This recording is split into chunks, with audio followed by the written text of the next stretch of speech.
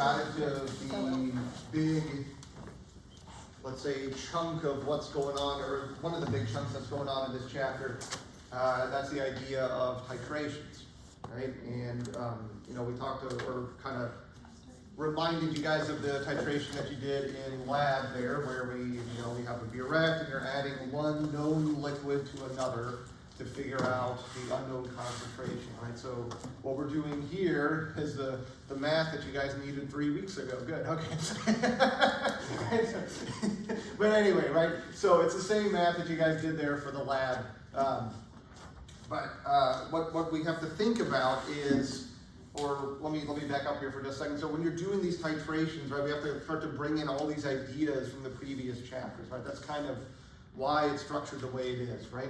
We're going to need to use equilibrium. That's the problem that we're going to work through today.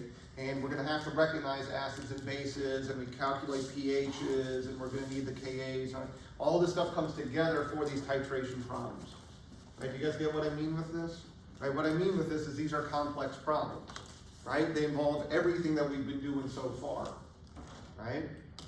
Now, the good news of that is most of these titration problems are all work the same way. Right? So if you at home and you're working some of these and you're not very comfortable with them yet, just keep trying a couple of them, right? They're all set up the same way, right? So, but the point I want to make with this is when you guys are working these practice problems, don't just be like, okay, I know I need to use this formula next. Well, why? What are you trying to do with it? Right? Think through the steps that you guys are doing.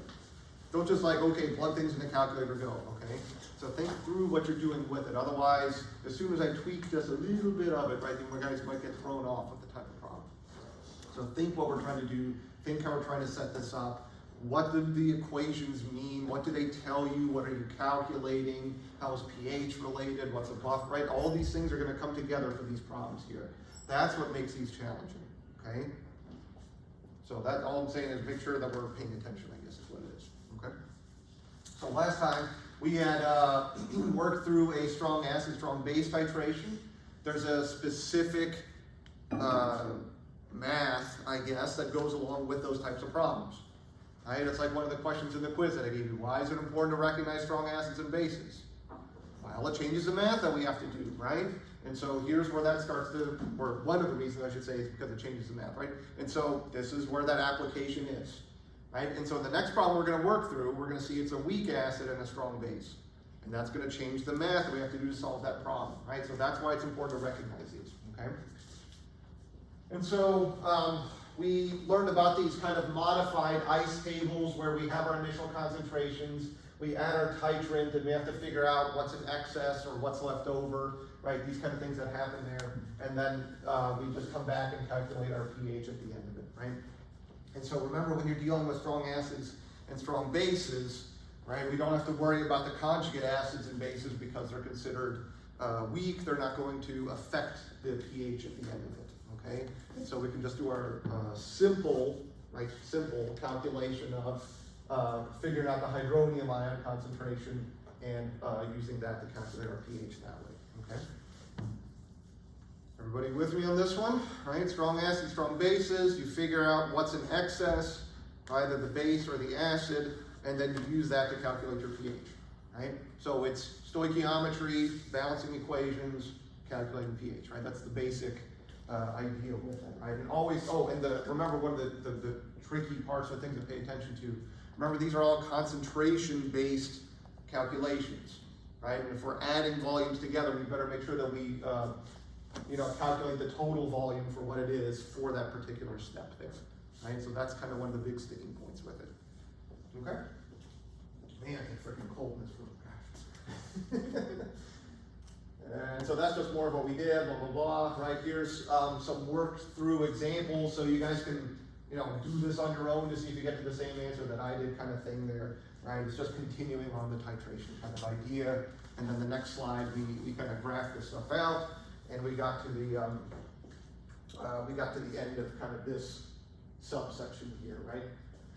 So that's if you calculated, right, the volume and the pH at each, calculate the pH of each volume here, then that's what the curve is representing there. Okay, so before we go on to the next stuff, then let's let's get started with prayer, and then we'll carry on with the misery that's to come. But Lord, we just thank you yet again. Lord, we just thank you for another opportunity. Lord, we just thank you for the good that you put into our lives, Lord. The things that make us smile, the things that make us laugh, the things that we wake up for each day, Lord. We just appreciate that you share a bit of your personality with us, Lord. As you said, we're created in your image, Lord. And we know that you like to see us smile and like to see us laugh, Lord. And we just appreciate that also. But Lord, help us just to keep focused with these things. Help us to keep our eyes set on the goal and just our eyes focused on what you would have us see, Lord. We just pray for this day. We just pray for the courage and the strength just to take the next step in whatever way that might be, with a relationship with you or the relationship with those around us, Lord. We pray this in your name. Amen. All right. So let's start banging our heads into the wall. Okay. So. Is that what happened to the wall there? Yeah, it might be, right? I think that's from last semester when we talked to Jen Kim, right? So here we got another titration, right? So we got to titrate 50 mils of a blah, blah, blah, acetic acid with some yada, yada, sodium hydroxide, right? You say calculate the pH after all these different points, right? After you've mixed all these different points, these different volumes together, right? Should we get started on that? Yeah. I mean, you don't have to, I suppose, but I'm just dysfunctional. you could just sit there and, stare blankly, but I don't know if that would be suggested. I mean, it's.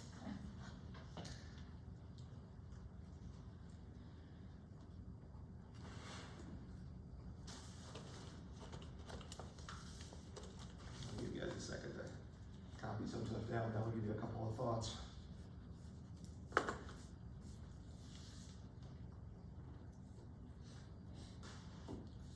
Cool. So, on an exam, right, something that's notably lacking is the title slides, right? That tell you that you're doing a weak acid, strong base titration. So much like when we started out, the previous problem there, it said at the top strong acid and strong base, right? And the point that I just made just a couple minutes ago is we got to be able to recognize, whether we're doing weak acids or strong acids, right? So how do you know that this is a weak acid if I don't explicitly tell you? Because it's acetic acid and we've seen it enough times to know. That's a fair point, right? I think it's in, every single practice problem almost that's in the textbook, right? So we should know from there, but what's another way that we can tell if something is a weak acid? The Ka. Okay, well, we don't have a Ka quite yet, right? But that's always important to look at too, right? pKa or your Ka is going to tell you about your strong acid and weak acid. What's another way? It's not one of the 6. It's not one of the 6 strong. Got it, right? So if it's not one of those, then we can assume it's weak and we can carry on with life. Got it? So you have plenty of ways of figuring out whether it's a strong acid or weak acid. We have our pKa's, our Ka's, knowing our strong acids, right? Recognizing, hey, I think I worked practice problems like this, right? All this kind of way of bringing in that information. So it's not meant to be mysterious, right? But we do have to think about what we're doing. That's the point, okay? All right, so it gives us volumes, it gives us concentrations, and it wants us to calculate pH, and it gives us 1, 2, 3, 4 different points for us to calculate, right? Which I think are the same volumes that we worked the previous example with also, right? So let's start going on it then, right? So what does it mean if I'm saying calculate the pH after 0 milliliters? What is that really asking for the first question? The pH of acetic acid. The pH for the initial concentration, right? The initial solution there, that's all it is, okay? So, yeah, so you're going to need the Ka for that, right? So what's the Ka for acetic acid?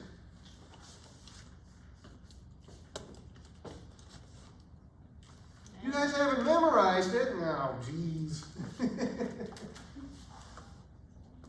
I might have, but if I did, it's very so Well, deep. just asking you guys to look it up, right? Somewhere in a book or something like that, right?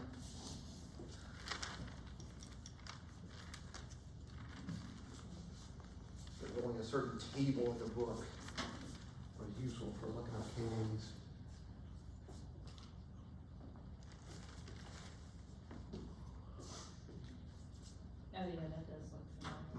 Yeah, 1.8 times 10 to the negative 5, right? Yeah. Pretty familiar. Is that something we're gonna be expected to know? for No. later? On the exam, I'll give you guys like a table of KAs, that kind of stuff. So. But here, right, we got the freedom to go look things up, right? Okay, so get correct, right? Let's see what we can do for calculating the initial pH. The initial pH of a weak acid.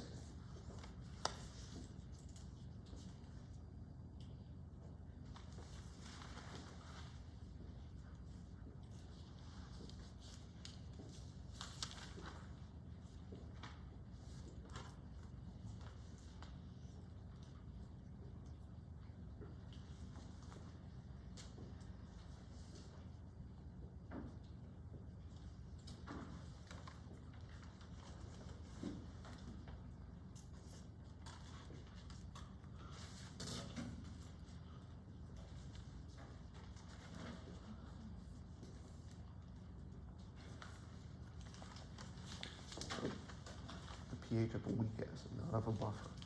All right. So this is only used for buffers. That's one of these tricky. This is kind of what I was talking about there. Like we have to think about what we've got so many ways of calculating pH. When is the appropriate equation, or when's the appropriate time to use what equation? Okay. Hmm. No, I'm just looking at this over here. Okay, well, you got that, but this is actually the pKa, right? So if you take the negative log of the K, you get the pKa, which is useful, but not what we want, right?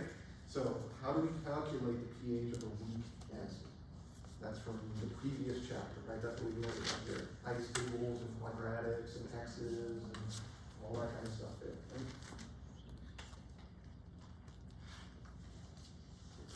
Say sometimes the brain blocks traumatic memories, right? So we just dropped that whole chapter out of our knowledge there. So where are we?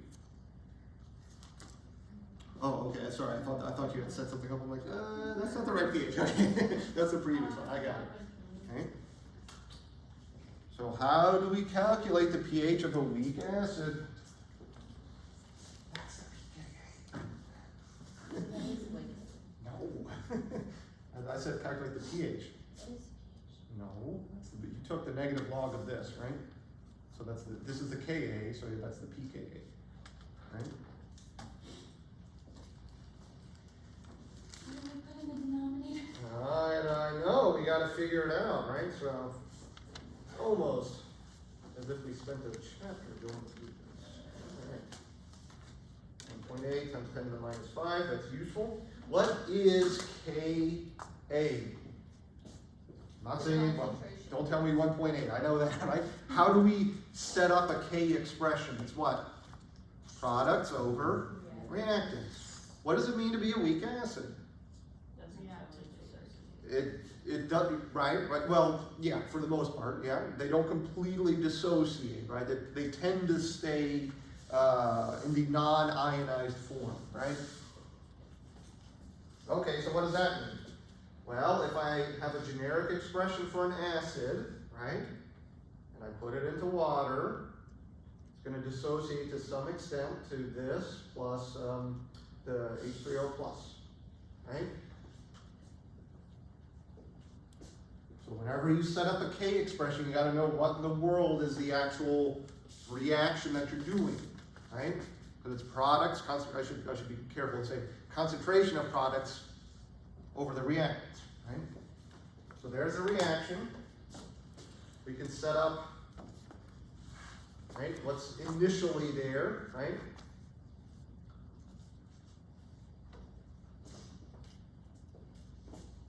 Right, we can go through, figure out using our ice tables, right? So you have 0.1, then you put in your x's, right? 0.1 minus x, blah, blah, blah, all this kind of stuff, yada, yada, yada. Okay. We don't care about water. We don't have any of this at the beginning. We don't have any of that at the beginning. something changes, right? Right? Oops, I forgot. Back over there. Right? Now we have an expression for the concentration of products over the reactants. We fill that in. Yada, yada, yada, right? Yes? Okay, good. All right, just making sure we're remembering the stuff we did previously, right? So Ka, in this case, is going to equal concentration of A minus, H3O plus, okay, over concentration of HA. Yes. And then you guys can fill in the blank and solve all that kind of stuff. All right.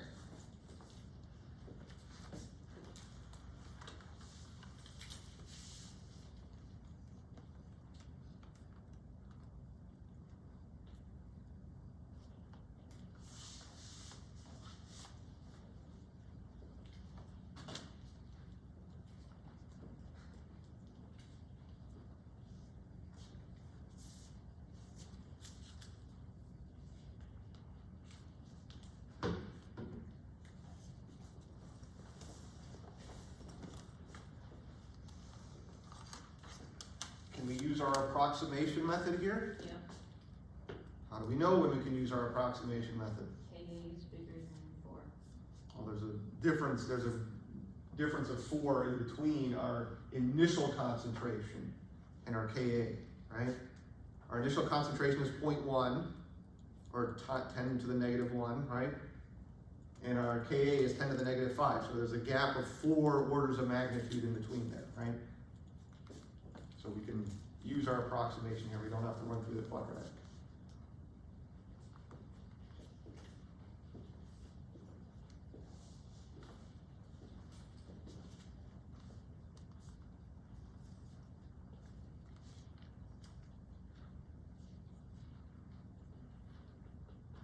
Was that rule greater than 4 or greater than 3? It's 3 is about the lower limit for it, right? I was just saying in this case, right? How can we, or how do we know if we can use the approximation?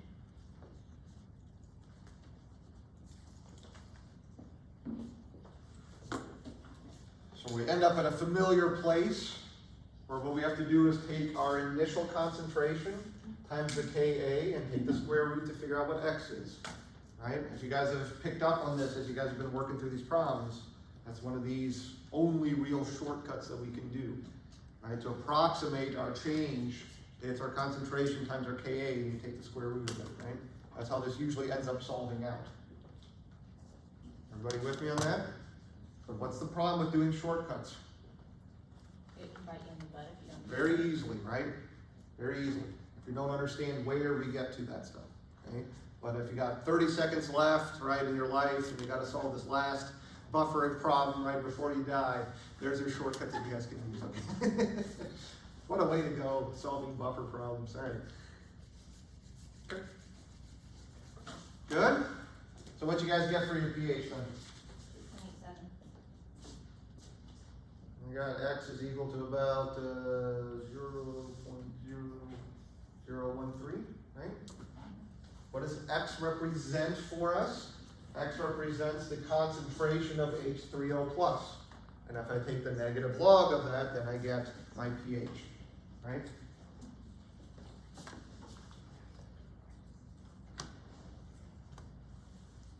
So I got about 2.88 is what it is. Does that make sense? Does my pH make sense for what I have? Well, I start out with an acid. Is my pH acidic? Okay?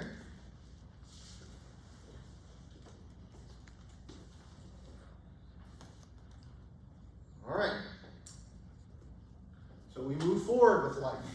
We say, what happens after we add 40 milliliters of our strong base?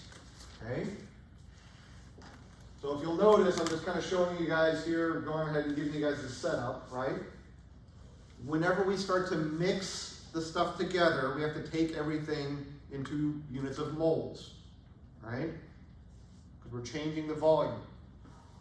So I start out with that many moles of the acid, I add that many moles of the base, I end up with that many moles of the acid at the end. Got it?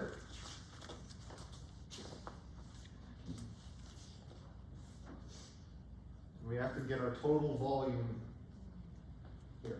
Okay. So see if you guys can calculate the pH of this.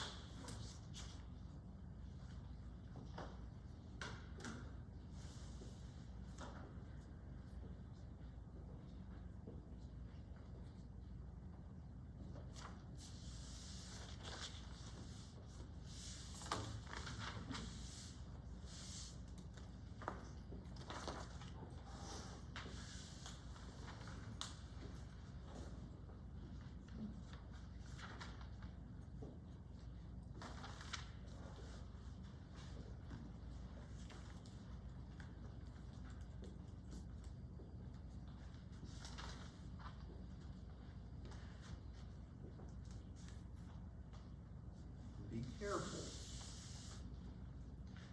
Gotta stop and go, I think Dr. H has been lying to us, right? Because so far, remember one of the important things I've been telling you guys is, right, pay attention to strong acids, weak acids, because it changes the math, right? It changes what's going on.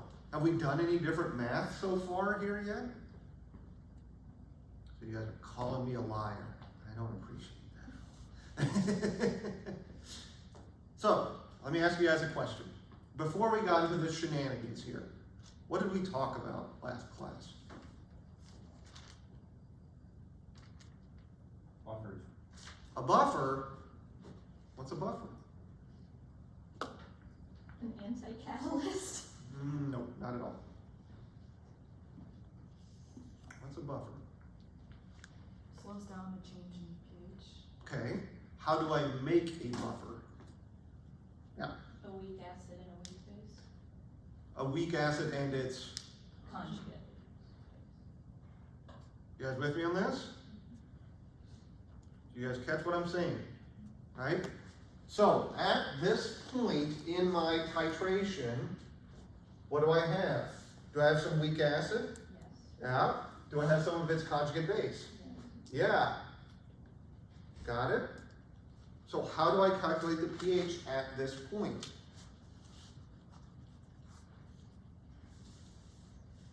Prayer. Equation. What equation? Hobbit.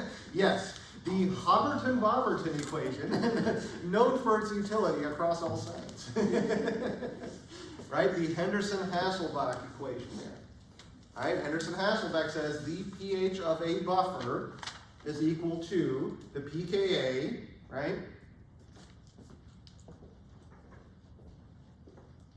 Let me scroll up here so.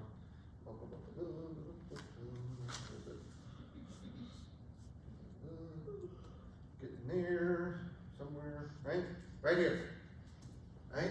The pH of a buffer, pKa plus log, concentration of the base, concentration of the acid. For the problem that we were working, do we have the pKa? Yes. Yes. Do we have the concentration of the base? Yes. Do we have the concentration of the acid? Can I figure out the pH then? Got it? So we have to pay attention, what's going on, and are we in a buffered situation, right? Because if we're in a buffer situation, then we just use this to calculate the pH. If not, we have to go back and set up all of our case stuff.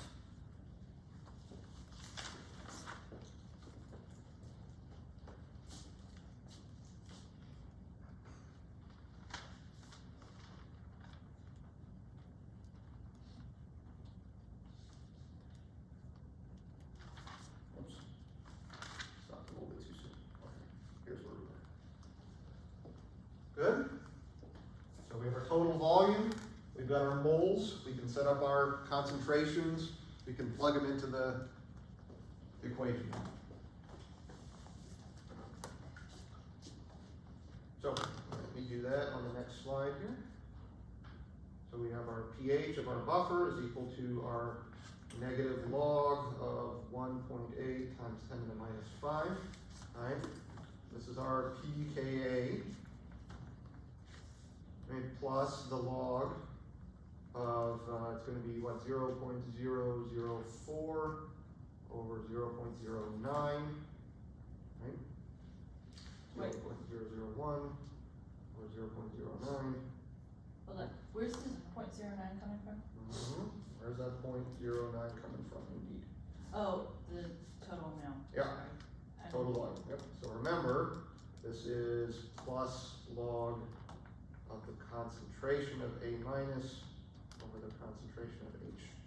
Okay. Right?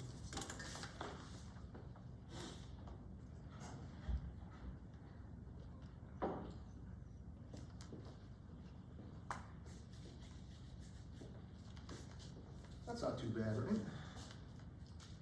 The old log button to work out in this chapter. I'm sure it really feels long.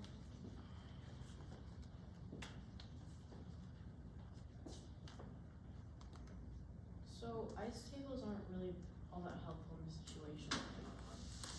I would disagree, but what do you mean though?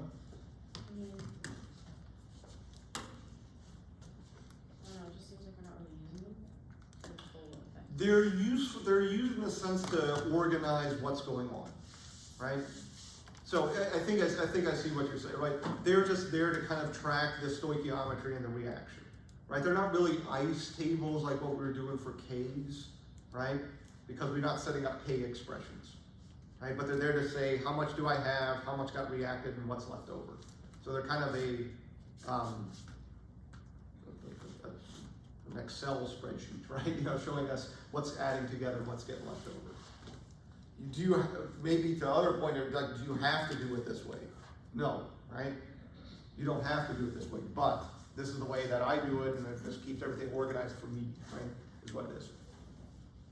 And I was wondering for when you're setting them up, they always show in these types of problems that whatever's added is on the second line Yep. instead of with initial concentrations. Yeah. Even though, I mean, would it be wrong to say it's an initial concentration?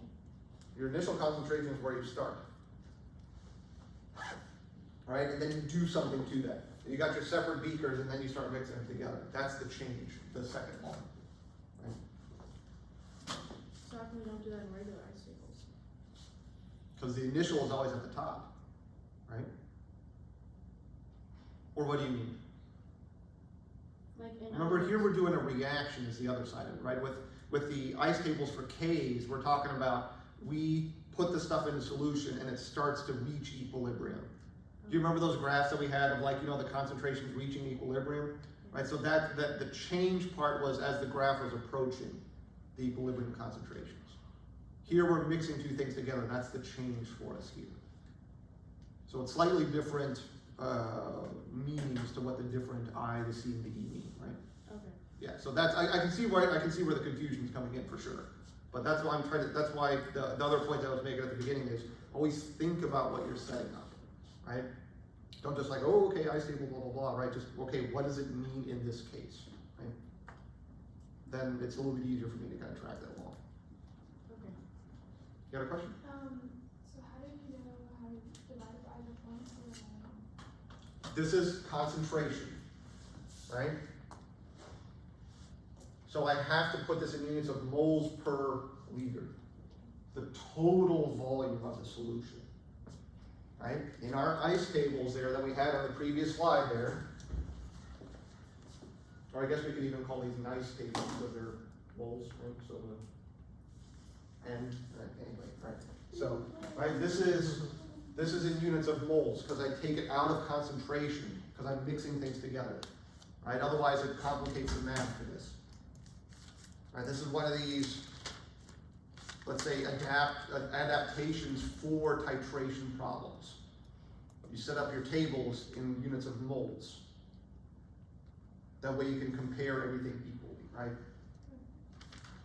But then when you go back to do your calculation, you have to calculate your total volume at that point, right? We started out with 50 mils of our acid, and we added our 40 mils of the base, so total we have 90 milliliters. Yep. I can't figure out where you got the 0.004 on the bottom line. Far right. This, Yeah. right? So when I react the hydroxide with the acid, what does the acid turn into? The acid gets turned into its conjugate base, right? That makes sense.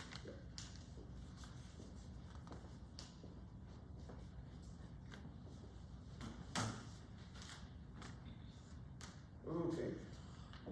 And, let's see, I got pH equal to about 5.34, if I got everything plugged in right. Good. Does this pH make sense? Well, we started out at, what was it, 2.8 or something like that? We started to add some base into this. Did our pH go up? Yes. Do we still have acid present? Yeah, right? So we expect this to probably be a little bit acidic, and we got a pH of 5.34, that's a little bit acidic, right? So still makes sense for us. Everything seems to be going okay. So far, so good.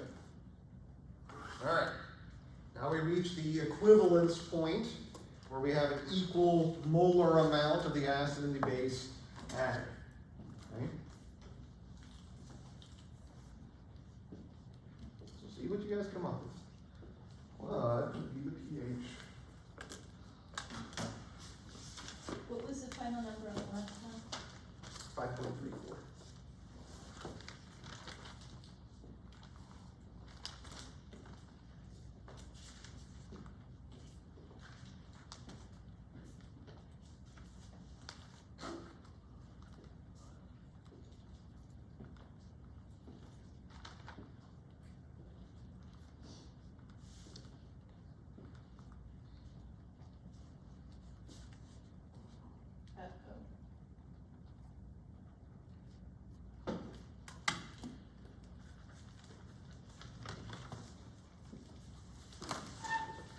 What's up?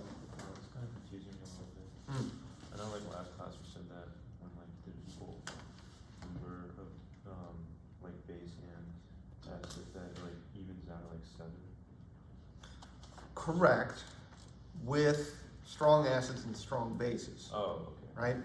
So again, that's one of these differences of now we're dealing with a weak acid, right? How does that change that thought, right? Okay.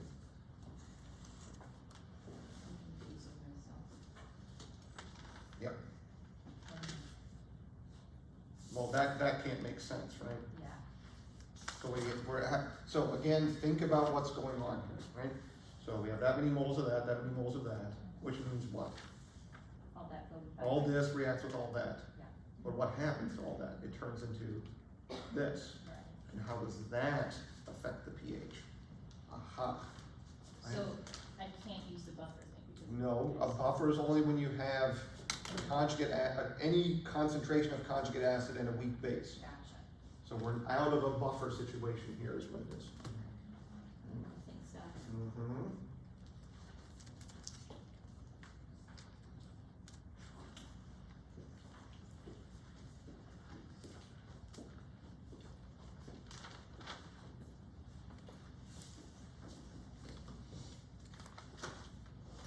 So just for argument's sake, I always try and,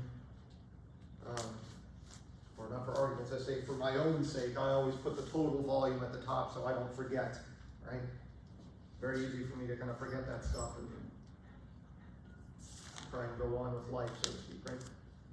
Okay, so what is going on at this point?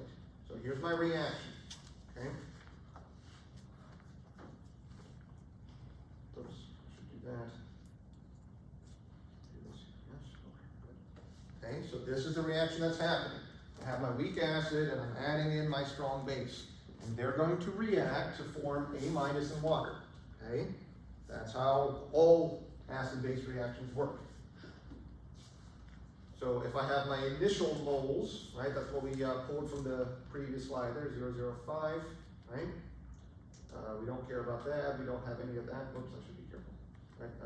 We don't have any of that at the beginning, right? We don't have any of that at the beginning, then I mix these two things together, right? So I add 0.005 of this, and what happens at the end then? Here's where this equivalence point becomes the tricky part. What happens when I mix an equal amount of the acid and the base? Well, they're going to neutralize each other, right? right? We have an equal molar amount of the acid in the base, and it's a strong base, so it's going to react with all that acid. Got it? So how much of my acid do I have left at the end? None. How much of my base do I have left at the end? None. Okay, so the answer is 0, and we can all move on with life. Man, that was easy, right? If only. What does the acid turn into when it gets reacted? It turns into what? It's conjugate base. So at the end of this, I have, plus 0.005 moles of A. Now, what do we know about the conjugate base of a weak acid? Strong. It's stronger, right? And it's strong enough to start reacting with water, right? So this was another one of the slides in the previous chapter there, okay? When we were talking about conjugate acids and bases, we talked about it dissociating water, right? Breaking water apart.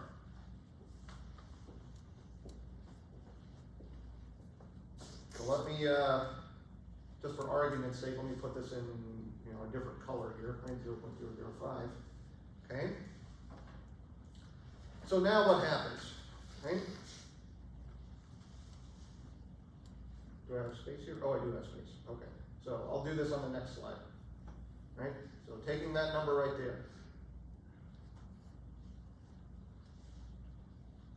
So if I have A minus in solution, okay, it's going to find itself some water, okay, and it's going to reform a little bit of HA, and it's going to form some OH, right? Oh my gosh.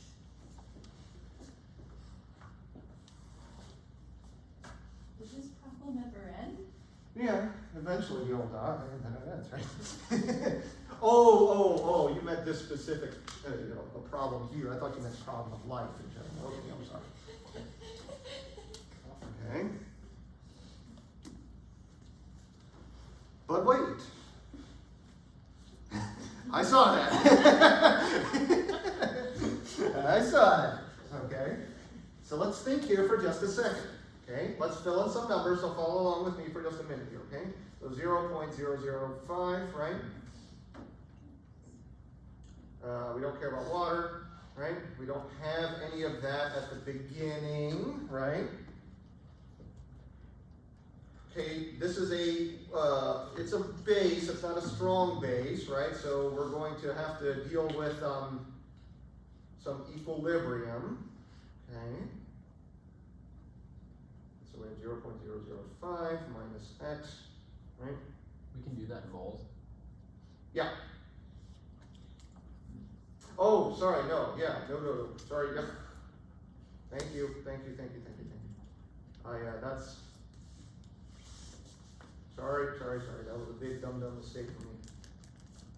Good catch. So 0.05. Let me tell you what's going on here, right? Okay. So we're setting up an equilibrium value here again, okay? So we have to bring this back into concentration, okay? Everybody with me on that? Catch this. So don't do the same thing I just did on the exam. Right? So bring this back into units of concentration. It wasn't in units of concentration? No, it was units of moles, right? So this is all moles over here, okay? Mm-hmm.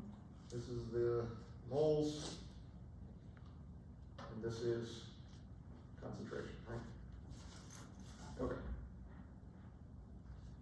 Come on. There it is. And hold on, why is the number getting bigger? Because we're dividing by 0.1. Okay.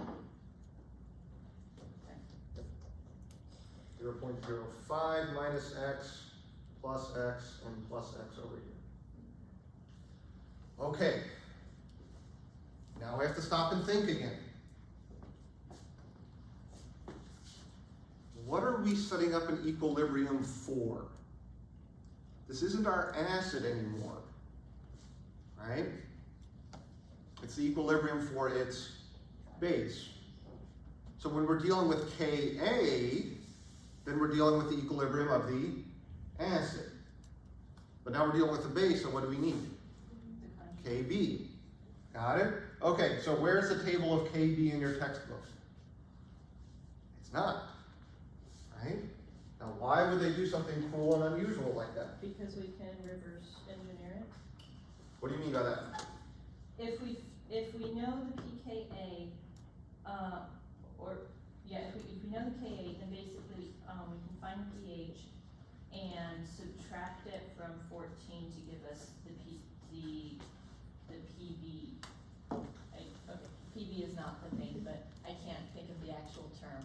And then, So you're getting a little bit ahead of yourself with this. You got the right idea, right? What Rachel's saying here is there's a relationship between pH and pOH, which means there's a relationship between the Ka and the Kb, and the pKa and the pKb, right? All these are related.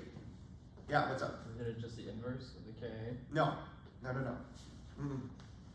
Well, like, now it's product because it's reactants. but the thing is that the pH is the negative log. Right? So you find that negative log, and then you subtract the negative log from 14. That gives you the thing of the base, and then you take 10 to raise it to the power of negative whatever you got when you subtracted the pH. Right? So the Ka times the Kb is equal to the Kw. Okay? What in the world is Kw? Water. 1 times 10 to the 1 times 10 to the something, good, okay. At 25 degrees Celsius, right, it's 1 times 10 to the negative 14, right? That's the dissociation constant for water.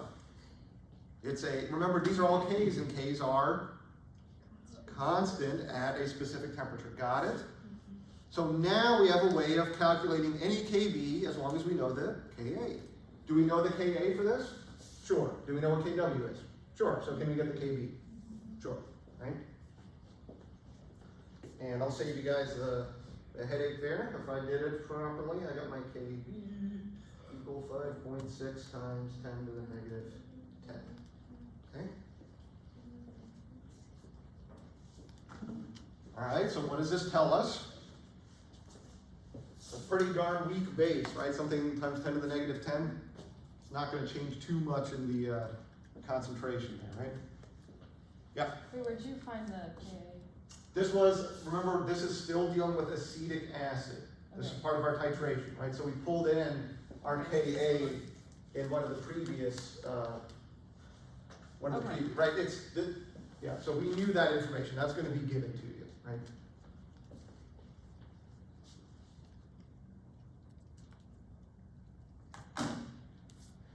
Ooh, wee, okay, so.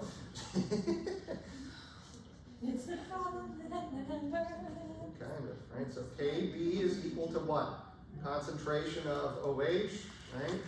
Of the concentration of HA over the concentration of A minus, okay? Do we have information for all these parts? Yes, right? So can we set up and calculate for X? Probably, right? And remember our Kb is times 10 to the negative 10, so can we do our approximation? You bet. So don't worry, no quadratics here. Right? Can you imagine having to do a quadratic in the middle of this problem? What should I put on the exam, right? I think that would, I think that would make you an actual say yes. Yeah, that's okay.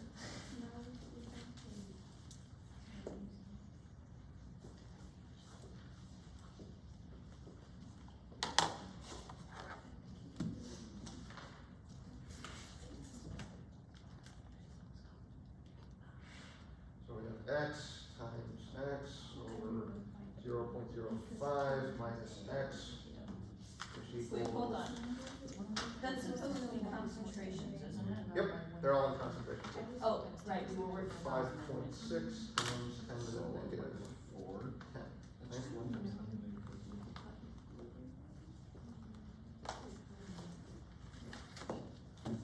Good? No, but we march on anyway. Right, and so if we do our normal shenanigans, I got my x equal to 5.3 times 10 to the minus 6.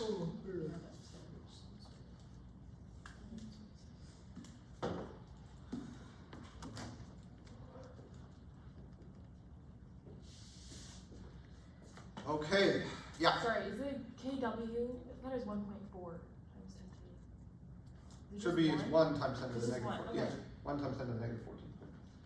Because our pH is equal to 14, right? So if you take the negative log of that.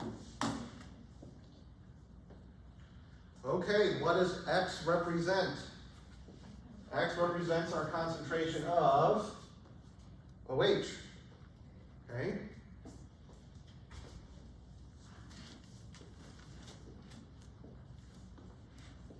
So if I take the negative log of that,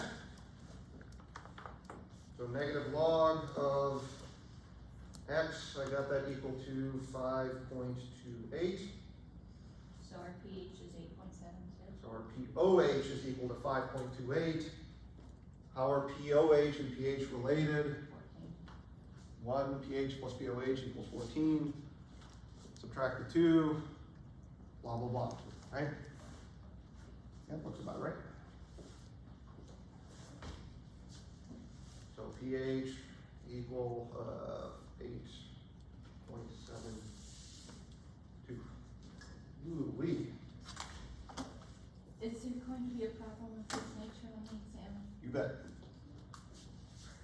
Guess how that one's gonna be worked? The same way. Same way, right? Okay, so now we did a thing and we're proud of ourselves because we got a number that is somewhere between 0 and 14, right? That's always a good way to check, right? But now we should always check to say, does this make sense? Okay, so where are we? Remember, at this point, we have neutralized all of our acid. And when we have a weak acid, it turns into a strongish base. What does it mean to be a pH of 8.72? It's basic. It's basic, right? So does our answer make sense? Yes. Sure, right?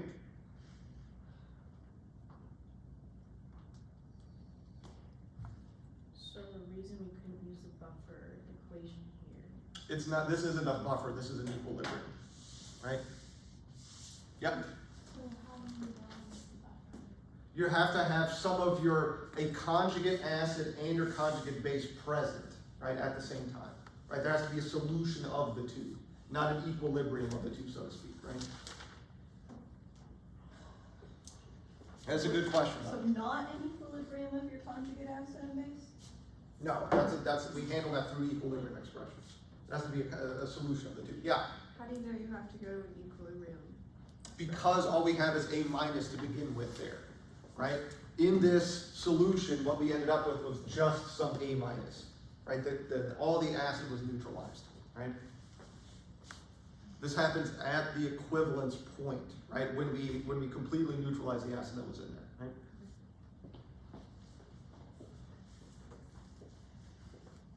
Is the reason that KB gets smaller than KA is because there's a strong base on one side? Because like, I thought that if like acetic acid is a weak acid, then it should make a stronger base. A stronger base, yeah. So like, why is KB smaller Smaller than what? than KA was? Well, because we're dealing so it's the KB of a conjugate base from a weak acid, right? We don't expect them to be great, but they're still going to dissociate to some degree. Oh, okay. That's why I keep making the indication of it's stronger, right? It's stronger. So if you think about it this way, so go look up the pKa of like hydrochloric acid. It's like something to the million. So what would the Kb for that be? Infinitesimally small, right? It's not going to do anything, right? Okay. That might be a mathematical way of thinking about that, right? Okay. And wait, there's more. Okay. So, everyone, just listen to me for just a minute here then. Okay, so after we've passed the equivalence point, let's think about what's happening. Okay, this is where, what I was trying to get the point across at the beginning is you gotta, like, what are we doing, right? What point are we at in this titration? So now we've neutralized all the acid, okay? We've neutralized all the acid. So what are we adding at this point? Right? We are adding what? Sodium hydroxide to this solution. Got it? So at 50 milliliters, I was equal with my acid and my base. So as soon as I go over that, I'm adding 0.2 milliliters of what? A really strong base. Got it? So what's going to dominate the pH after the equivalence point? Base. The really strong base. Got it? So how do we figure out the pH at this point? Do we have to set up ice tables? No, right? Do we have to figure out, equilibriums? No, right? Do we have to slowly go insane? Yes. Can't hurt, right? But, right? You guys catch what I mean with this? After we reach the equivalence, right, just take a look at the excess of whatever's added, okay? We know the equivalence point is at the 50 milliliters, so all we got to deal with is that 0.2 there, okay?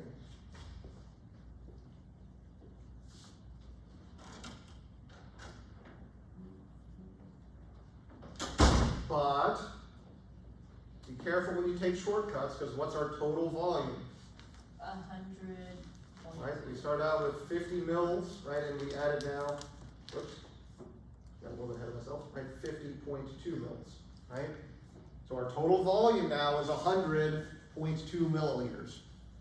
And we have to figure out pH. pH is a concentration measurement, so we need to know our total volume with this, right? You guys with me? So we're adding base, right?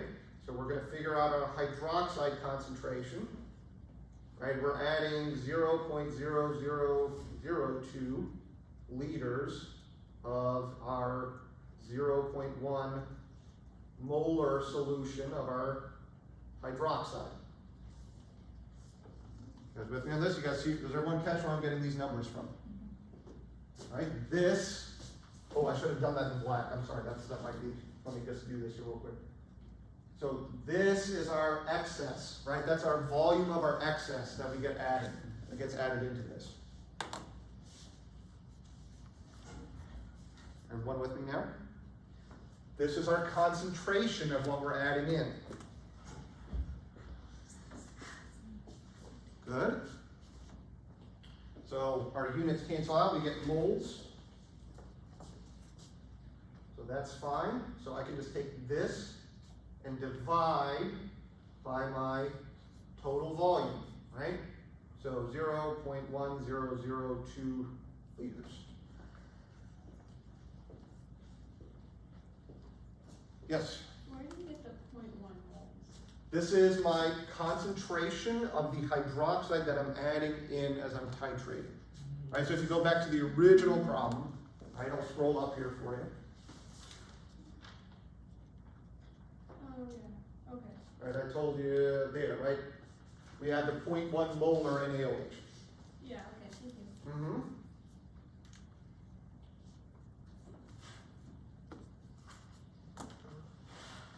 All right, and if I did some quick math here, I got about 2 times 10 to the minus 4 molar, right? My POH then was equal to 3.7, so my pH is equal to 10.3. Hopefully you guys can follow along. Yeah, what's up? Is there like a formula or whatever type thing, like you do the average? No, I'm sorry, I missed most of that. Or, okay, or you just like, Ask your question from the beginning, I'm sorry. is there like, I don't know, just like if you try to do it with OH again, like how would we know if so you're doing like the concentration of it times what's left, or? So, right, I know I'm past the equivalence point. So anything I add past the equivalent point is going to dominate the pH, right? Whether I'm titrating with an acid or a base, right? We just have to pay attention to which one we're doing, right? So what I figure out here is my moles of my base, right? Over my total volume, so I can get concentration of OH, right? And then I take the negative log of that to get my POH, and then I just solve for my pH from that. So figuring out moles of hydroxide, concentration of the hydroxide, the negative log of that concentration, and then figuring out the pH.